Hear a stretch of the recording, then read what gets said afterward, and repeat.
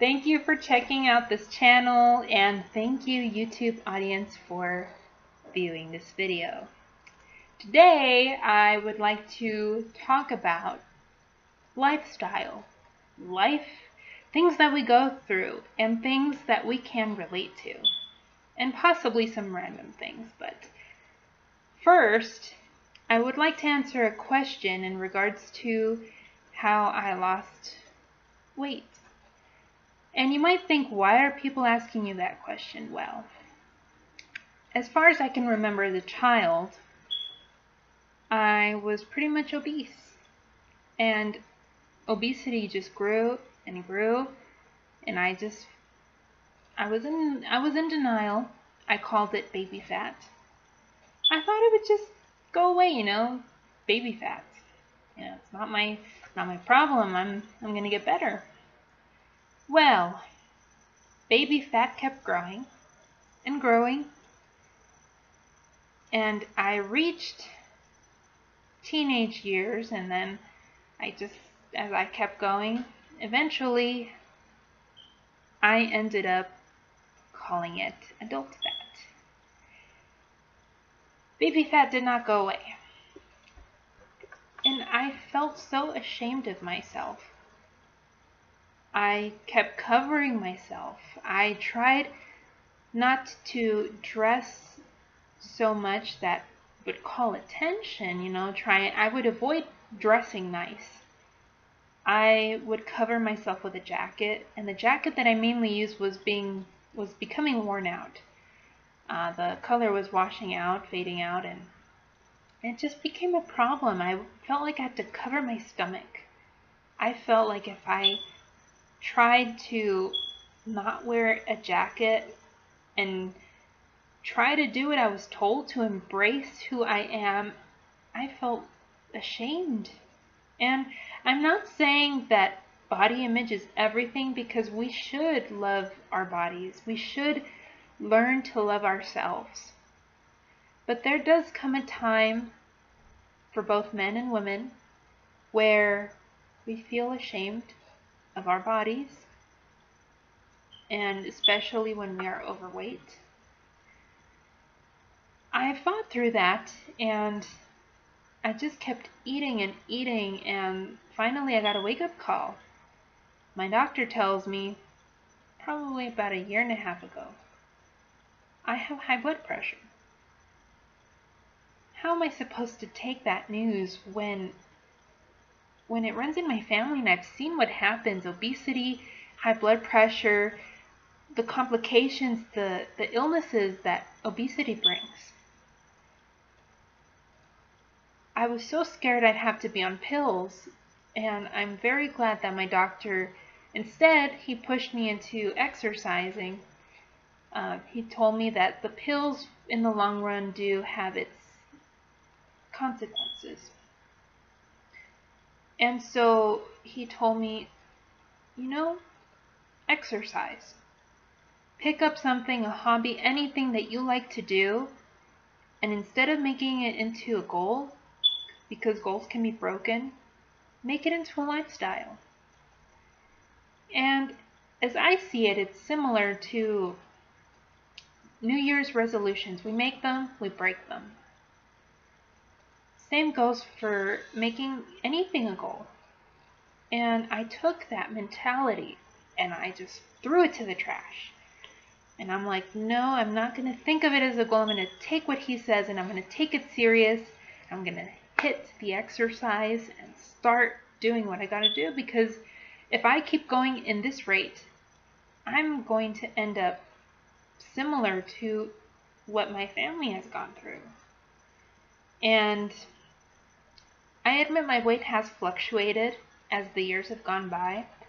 I did reach 175 a few years ago, but then it spiraled out of control, and then I went up to 218, and that was the time that I was told exercise. Not only exercise, try and cut your portions of your food. So I have been asked by many people, what have you done? Again, I say, the question, I found cardio kickboxing. I tried different things at first. And what kicked me into shape was cardio kickboxing. Like punch, punch, uppercut, and like that. So I did that, and there's more to it. I did that, and I loved it. I even bought not gloves like the real fighting gloves, but I bought ones that I liked. The ones that are finger cut, like right here. Those type of gloves. I took it serious. I cut my portions of food in half. I did not deprive myself from what I usually ate. I did not starve myself. I still eat what I ate always. Of course, I don't go buying burgers as much as I used to, but I still eat different things, and I have my cheat days. I cut my portions in half. I started watching my intake of calories, how many calories I burned while exercising, and my consumption of sugar. I still drank Coca-Cola, different things, just not as much. I took it serious, and I feel like America, and there's other countries that have this, but America, the obesity is a high rate, and it fluctuates city to city, but altogether, we see generation after generation children getting obese earlier as age, and it's just becoming a problem. And I know that this video may not change much, but I just want to raise awareness that obesity is something that keeps hitting our generation after generation, and obesity brings so many complications with it. And I've seen how in families, obesity brings different things, the arteries, blockage, plaque, high cholesterol, anything. And I'm not saying that just obesity will do this. There are instances where even if you're at your good natural weight that you have to be, you still have them. But obesity brings so many things, and I just want to let the audience know, please take care of yourself. Your body is a temple. Your body is the only body that you have here on earth, and we need to take care of it. And there are people who revert to vegan diets, different diets. I have nothing against that. You can try that. It's very healthy. There's also this method. Still eat what you like, just cut your portions. Try and find something and a hobby, whether it's going to the gym or finding something on YouTube, streaming it to your laptop, your iPad, even your TV like I do. As long as you have a good amount of space in your living room. If you have a carpet, that might be a little hard, so if you can buy like a yoga mat or a small mat thing so that you won't fall. Wear comfortable clothing. What I usually do with clothing, I wear what I feel comfortable in. Even if it's a shirt that has words on it, that's encouragement, that's great. One of my shirts reads, "I don't sweat, I sparkle." I loved it since the day I bought it. But you can find something, even if it's the Zumba clothing line.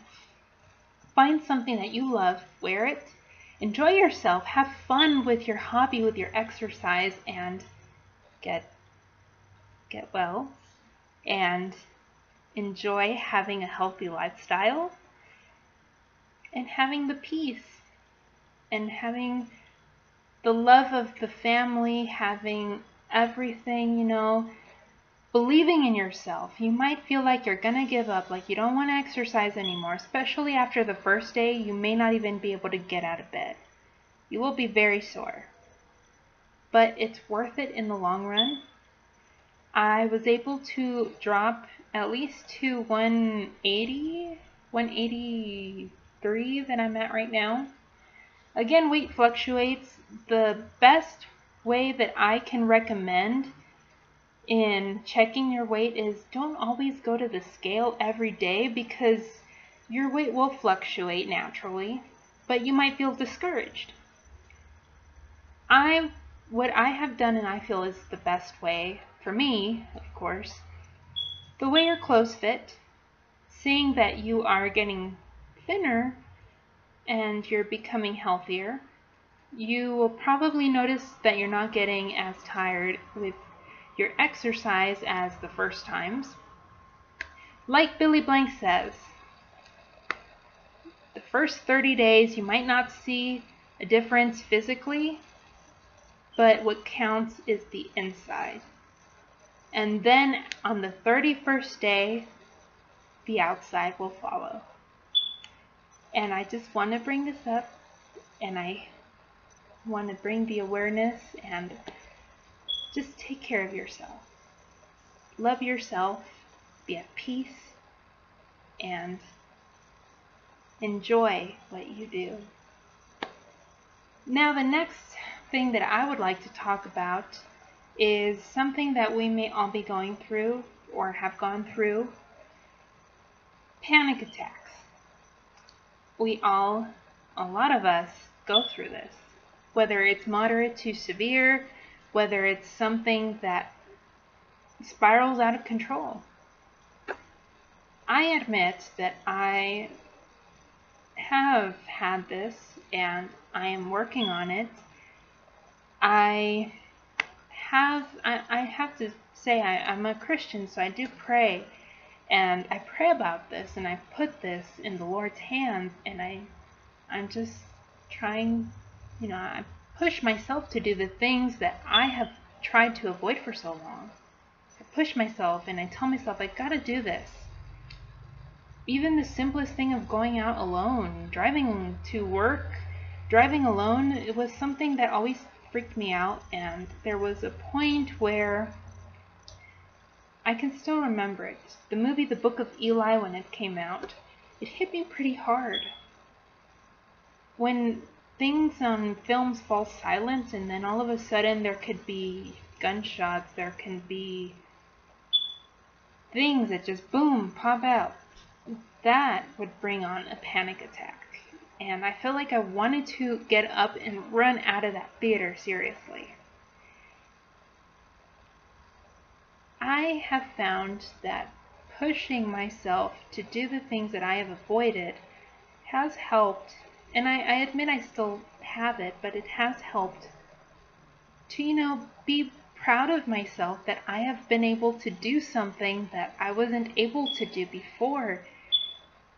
Another thing that has helped me is I'm learning to breathe properly with my speech therapist who is helping me. I'm learning to breathe from the diaphragm, and that actually helps to calm down when you get nervous, when you're about to have a panic attack. You feel like your heart's pounding so fast and so hard that you can feel it in your chest about to come out. Just breathe from the diaphragm. Take deep breaths, breathe in through your nose, out through your mouth, and you'll actually feel that the panic attacks, your heart rate starts to lower back to normal. And I believe that pushing yourself to do the things that you have avoided actually helps to break out of that shell. Another thing that contributed to my driving fears was my first accident, and of course a lot of us have gone through accidents, especially within the first years of driving.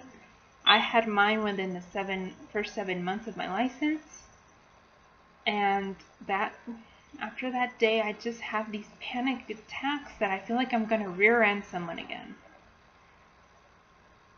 And I have pushed myself to get out of that, and there are times that it feels like I might rear-end someone, but in reality I'm not. It's just the memory of that day comes back.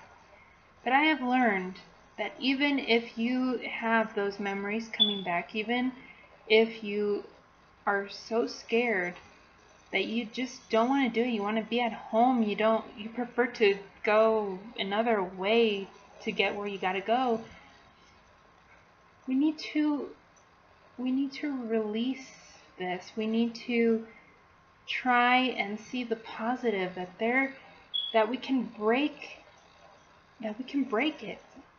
Just push yourself. And if you need to go see someone, a specialist, I recommend that you do. It's not good to stay with this because it may grow and grow and spiral out of control. And I pray about it. I put it in God's hands, and He is the person who has been getting me through this. And you're not alone. You have people out here who care about you, and not only that, you have God who cares about you. God cares about all of us. He loves us. Even if we don't know Him, He knows you, and He loves you, and He'll always be there. You can always speak with Him. He is your best friend. He's everything. He's everything that you could ever want, and we may not see Him or hear Him, but He is there. He's always around us.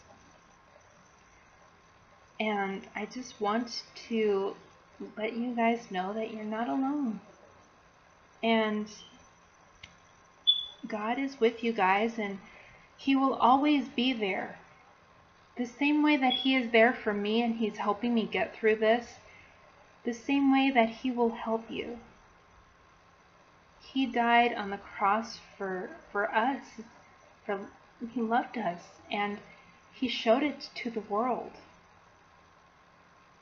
And He can help us through these times in which we feel these panic attacks, which we feel different things that come into our life, and He loves you, and He will always be there for you guys.